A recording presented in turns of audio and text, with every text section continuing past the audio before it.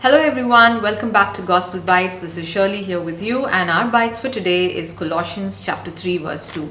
Set your mind on what is above and not what is on the earth. Additionally, Ephesians 2 verse 6, which says, He has raised us up and seated us in the heavens. So what does it look like for us today to be seated with Christ in heavenly places? And what is it to set our mind on things above? Let's look at what the Word of God has to say about this. In Daniel chapter 1, we see King Nebuchadnezzar of Babylon captured the King Jehoiakim of Judah.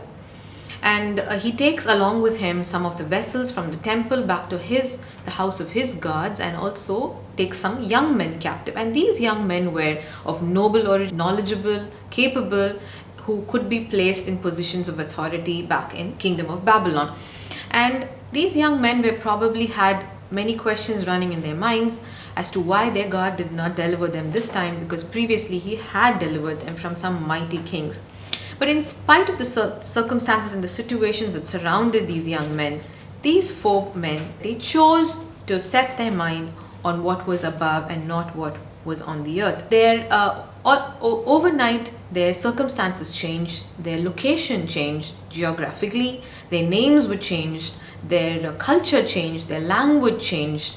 Just about everything that they knew was changing.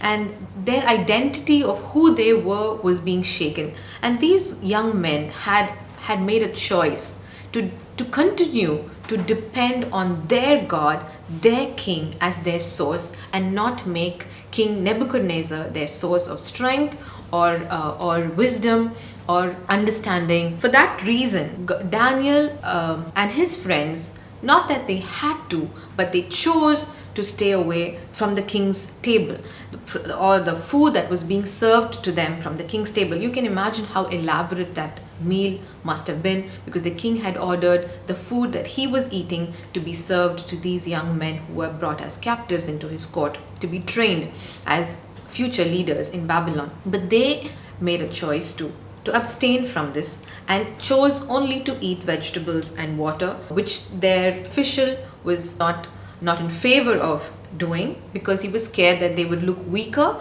and less stronger than their other peers.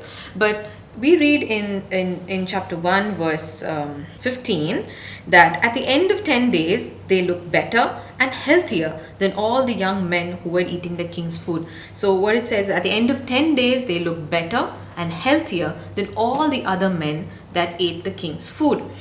So what do we understand from this? As Daniel and his friends chose to set their mind on the things above, as they chose to seek their king, the king of all kings, for their nourishment, for their physical strength and for their spiritual strength, we see that God made what was common and ordinary into something uncommon and extraordinary. Similarly, in our lives today, as we set our mind on things above, as we choose to seek His promises, as we choose to seek His presence and His purposes over what the world offers us today, we will find that God is able to make those common things, those ordinary talents, those common abilities that you may have, or the limited resources that you may have, He can turn that, He has the power to turn that into something uncommon and something extraordinary. Secondly, we see that soon after this, it says in verse 17, God gave these four young men knowledge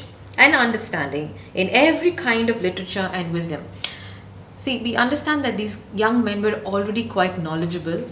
They had the earthly wisdom. They were well educated. They were trained back in Jerusalem, and that's the whole reason why they were selected and chosen. But here we find that as they chose to set their mind on what was above and the things above and the things of God, as they were seeking His presence above everything else, God gives them divine wisdom. God gives them divine wisdom, and far beyond what the world could comprehend. In verse 19, we find the king interviewed them, and among all of them, no one was found equal to Daniel, Shadrach, Meshach, and Abednego.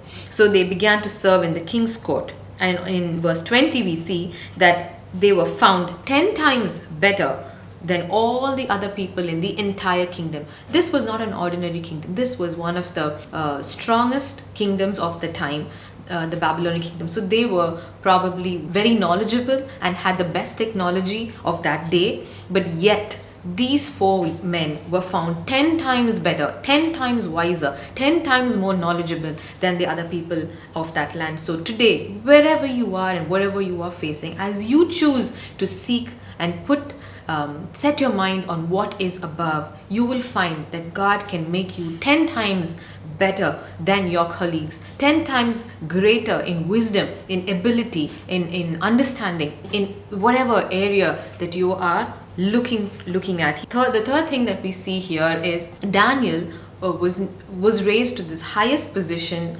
in the kingdom of Babylon, and not only during the reign of King Nebuchadnezzar, but after that it is King Cyrus, and after that King Darius, and there were so many other kings that came along who to rule this kingdom.